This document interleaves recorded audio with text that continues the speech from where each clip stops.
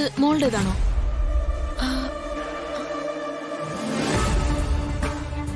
അയ്യോ, ഇത് എന്റെ കൊലുസാണല്ലോ.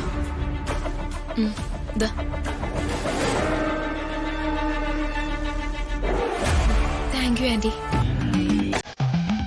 ഇനി സൂക്ഷിക്കണം.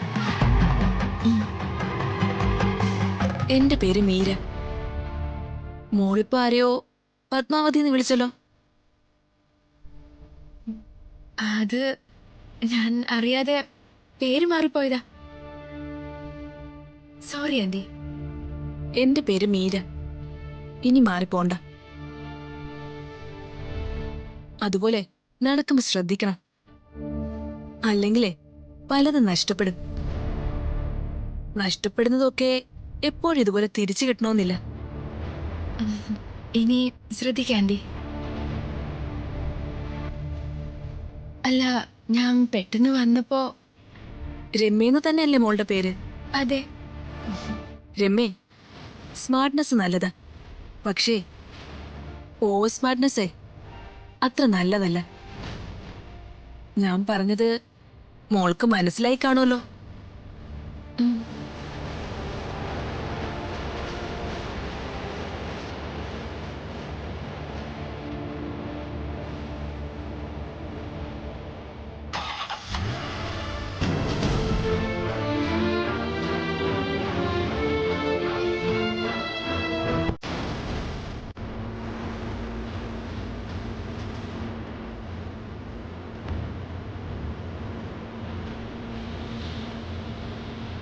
വണ്ടി എടുക്കും.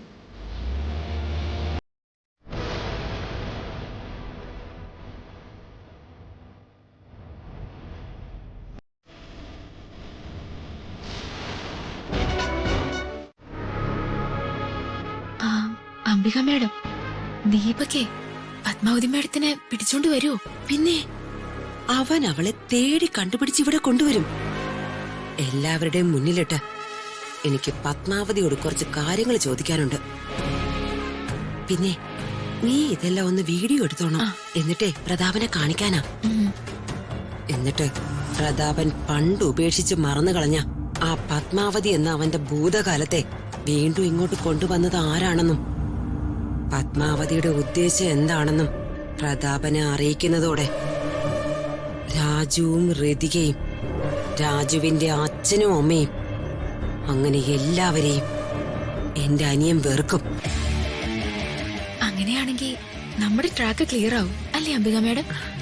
അതെ രമ്യ, നമ്മുടെ ട്രാക്ക് ക്ലിയർ ആവും. അതിന് ദൈവമായിട്ടാ പത്മാവതി ഇവിടെ എത്തിച്ചത്. നീ വാ.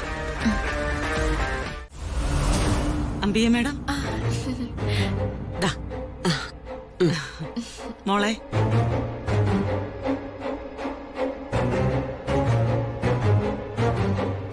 പതുക്കെ കുടിച്ചാ മതി.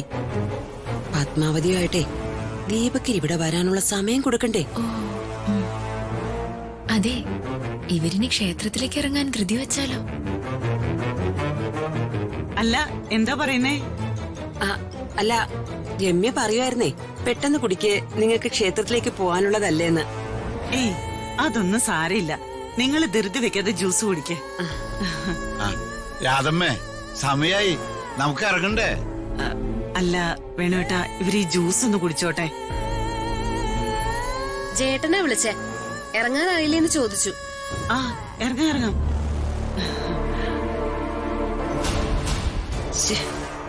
ദീപക് എന്താ വരാത്തെ? ആ, അവൻ വന്നു എന്നാ തോന്നുന്നേ.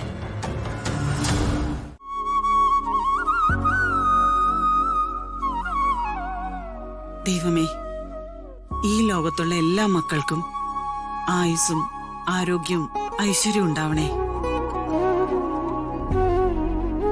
സമാധാനവും സന്തോഷവും ശാന്തിയും എന്നും ഈ പ്രപഞ്ചത്തിൽ നിലനിൽക്കണേ. ഞങ്ങളുടെ ഈ എളിയ പ്രസാദം സ്വീകരിച്ച് നീ ഞങ്ങളുടെ കുടുംബത്തിൽ വന്ന് വിളങ്ങിടണേ ദേവി.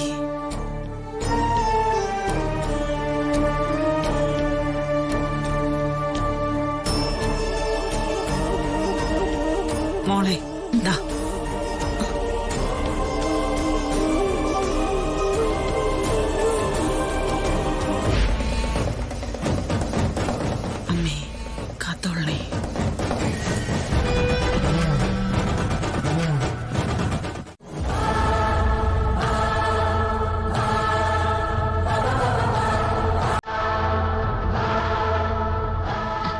എന്താടാ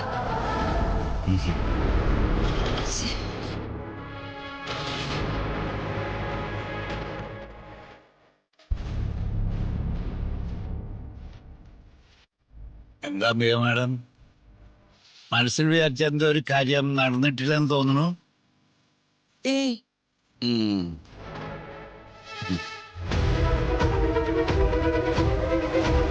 നീ എന്തിനാടാ പിന്നെ അവരുടെ പിന്നാലെ കാർ ചേസ് ചെയ്ത് പോയെ? ഒരു കാർ ചേസ് ചെയ്ത് പിടിക്കാനുള്ള കഴിവ് പോലും നിനക്കില്ലേ? അമ്മ അങ്ങനല്ല, കുറച്ചു ദൂരം ഞാൻ പിന്തുടർന്നതാ. പക്ഷെ പിന്നെ അവര് ചില ഇടവഴികളെല്ലാം കയറി എന്നെ ചുറ്റിച്ചു കളഞ്ഞു. എനിക്ക് പുറത്തിറങ്ങാൻ പറ്റാതായി പോയി. രമ്യ, ഇനി ഇവിടെ നിന്നിട്ട് എന്താ കാര്യം? ഞാൻ ഇറങ്ങാം. നടക്കടാ. അല്ലെങ്കിലും ഈ ദീപകിനെ കൊണ്ട് ഒരു പ്രയോജനവും ഇല്ല. ഛേ